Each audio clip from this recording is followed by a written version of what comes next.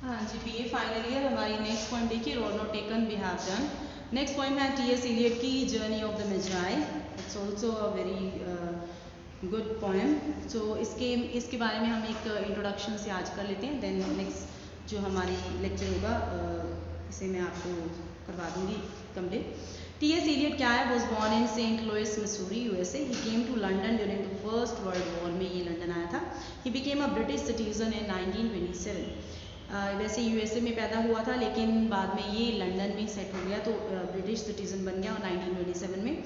Elliot study philosophy at Harvard 1906 to 1910 में इसने अपनी स्टडी कंप्लीट की थी and continue studies at Munich, the Sorbonne and later Oxford. He is considered one of the most important literary figures of the 20th century. देखो हम 17 पे आए, 18 पे आए, 19, अब 20th century पे आ गए। He was poet, dramatist, literary critic. Criticism पे तो इसने बहुत अच्छा लिखा हुआ है। In 1948 he was awarded the Nobel Prize for Literature. Journey of the Magi जो हमारी पोएम है, इसके बारे में ही हैज़ गिवन सम इसमें कुछ एक्सप्लेनेशन दी हुई है। Is not an easy poem to understand. देखो आपकी जो पोएम्स है उसमें काफ़ी डीप मीनिंग है हर एक पोएम में। तो जो द रोड नॉट टेकन थी वो कोई काफ़ी सरफेस पे नहीं थी, उसके आप आगे आगे जितना आप डेप्थ में जाओगे ना आपको उतनी पोएम समझ में आती जाएगी। Journey of the Magi is also not easy to understand. Difficulty is not because the poet uses difficult words. ये नहीं है कि पोएट ने डिफिकल्ट वर्ड्स यूज़ किए हैं, लेकिन इनका जो मीनिंग है ना वही बहुत ज़्यादा डिफिकल्ट है। जैसे हमने यूलिसिस पढ़ा है ना, यूलिसिस पोएम भी पढ़ी, वो भी काफ़ी जितना आप डेप्थ में जाओगे उतनी समझ में आती है। On the contrary the words use are simple. कहते नहीं वर्ड्स इसमें बहुत सिंपल यूज हुए हैं, कन्वर्सेशन हुई है ठीक सिंपल सम बिल्कुल, लेकिन मीनिंग बहुत ज़्यादा डेप्थ में है। The difficulty is because the poem is heavy with implied meanings. Implied means जो उस पर मीनिंग्स है ना, एक मीनिंग दो मीनिंग काफ़ी मीनिंग्स उसके निकलते हैं। They are lines in the poem that means more than they actually say. Lines है जो पोएम में, वो जो सरफेस लेवल पे कह रही है ना, उससे ज़्यादा वो डेप्थ में बहुत कुछ कह रही हैं अगर हम उसे समझने की कोशिश करें। This is because the poem is based on episode in the Bible. Actually ये जो पोएम है, जो बाइबल जैसे रामायण हिंदुओं की है ना, सिखिज़म में भी एक पर्टिकुलर बुक है, तो वैसे ही ये बुक है बाइबल, जो कि हम कह सकते हैं कि वेस्टर्न कल्चर में जो एक जिसे कह देते हैं सैक्रेड बुक है। तो देयर वर वेरियस रेफरेंसेस, बहुत सारे रेफरेंसेस दिए हुए हैं to the life and the death of Jesus Christ. जो जीसस क्राइस्ट हैं, क्रिसमस हमें पता है मनाया जाता है ना, तो जीसस क्राइस्ट हैं, उनके जो लाइफ और डेथ उनकी कैसे हुई, वी ऑल नो। लाइफ देखो हर एक धर्म में है ना, कोई ना कोई ऐसा पर्सन है जिसने एक राइट वे लोगों को दिखाया। According to me all religions are same because they are saying the same thing. वो सेम थिंग ही कह रहे हैं कि किसी का बुरा मत करो, अच्छा करो, लोगों से सच बोलो, है ना, लोगों के साथ बेईमानी मत करो। ये तो सभी धर्मों में कहा जाता है और सभी धर्मों में ये चीज़ बेस्ट है। अगर हम अपने आप को हिंदू, मुस्लिम, सिख, क्रिश्चियन इसमें डिवाइड करते हैं then that is totally wrong because first we people are human. चाहे आप हिंदू हो, चाहे आप सिख हो, आप में ह्यूमैनिटी शुड बी देयर। अगर नहीं है तो अपना हिंदू हो ना, आप सिख हो। So the Magi are three wise man. इसमें क्या है, मेजाई किसे कहा गया है? थ्री ट्रैवलर्स हैं, थ्री वाइज मैन हैं जो कि ईस्ट से जो ट्रैवल कर रहे हैं to Bethel from Jesus Christ had been born.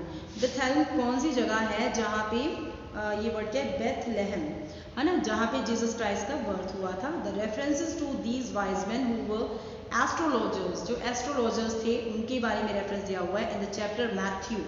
Matthew नाम का चैप्टर है बाइबल में, सेक्शन 2 ऑफ द बाइबल, है ना, उसके बारे में इसमें बात की हुई है। According to the Bible the three wise man saw the rising of a star. Bible के अकॉर्डिंग जो थ्री वाइज मैन थे उन्होंने स्टार को राइज होते हुए देखा। स्टार को राइज होते हुए देखा मतलब जीसस को पैदा होते हुए देखा, विच meant that the baby was to become the king of the Jews and had been born. Okay, they went to Jerusalem and asked King Herod. जो जेरूसलम नाम की जगह है, ये सारी बाइबल में बताई हुई है। आस्क किंग हेरोइड, किंग था हेरोइड नाम का, where the baby was, उसको पूछा गया बेबी कहाँ था। King Herod was an evil man. King Herod जैसे हमें हमेशा पता है कि एक हीरोइक क्वालिटी का होता है, एक में इविल क्वालिटी होती है। तो इविल पर्सन था जो किंग हेरोइड था, who didn't want to baby to be king of the Jews। वो नहीं चाहता था कि इसे मैं ज्यूज का किंग बनने दूँ। So he sent the three wise man to Bethlehem, इसलिए उसने 3 वाइज मैन थे उनको बेथलेहम भेजा to inquire about the child, बच्चे के बारे में पता करने के लिए, and give him a report कि मुझे आगे रिपोर्ट देना.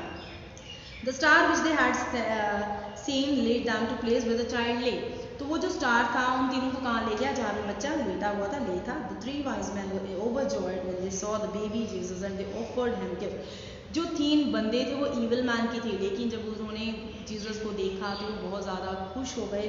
उन्होंने उस बच्चे को बहुत सारी gifts the. However they didn't return to king. क्योंकि हम कहते हैं ना, अगर आप बहुत बुरे भी हो लेकिन आप भगवान का पीछा करने लगे तो आप उसी की अच्छाई में आ जाओगे और जो इविल थिंग्स हैं उनको बिल्कुल छोड़ दोगे. तो वो किंग हेरोड के पास वापस नहीं गए. जो 3 वाइज मैन थे उन्होंने क्या किया, वो जीसस क्राइस्ट से बहुत ज़्यादा खुश हो गए. They went home another way. वो दूसरे रास्ते से वापस घर चले गए. Eliot has expanded the biblical episode into a poem. He uses words that are suited to 20th century को जो words सूट करते हैं वो उसने यूज़ किया, and writes in the first person में poem है. So the journey of 3 wise men becomes more vivid. Vivid क्या होता है? Clear. The difficulties of this journey are Eliot's own imagination. इसमें 3 wise men हैं, जब वो जा रहे हैं, ट्रेवल कर रहे हैं, तो इन बिटवीन बहुत सारे प्रॉब्लम्स आ रही हैं, तो वो सारी इमेजिनेशन उसने खुद बनाई है. The result is that the small bare episode in the Bible is given a special significance. एक जो छोटा सा एपिसोड है उसको एक स्पेशल सिग्निफिकेंस दे दिया इस पॉइंट के थ्रू इलियट ने.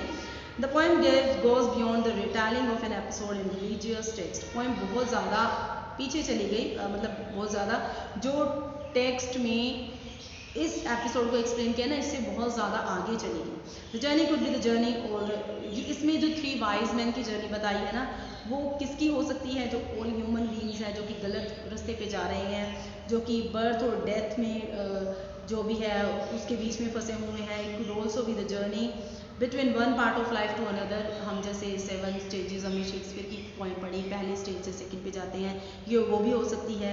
The important thing to remember is that the significance of the poem goes as you read it again and again. वही बात आ गई कि जितना आप पोएम को पढ़ोगे, इसका सिग्निफिकेंस है, इसकी इंपॉर्टेंस है, उतनी ज़्यादा आपको गहराई में समझ में आती रहेगी. So this was the introduction of the poem. By tomorrow we'll complete it, and hope you people are understanding my concepts. Thank you.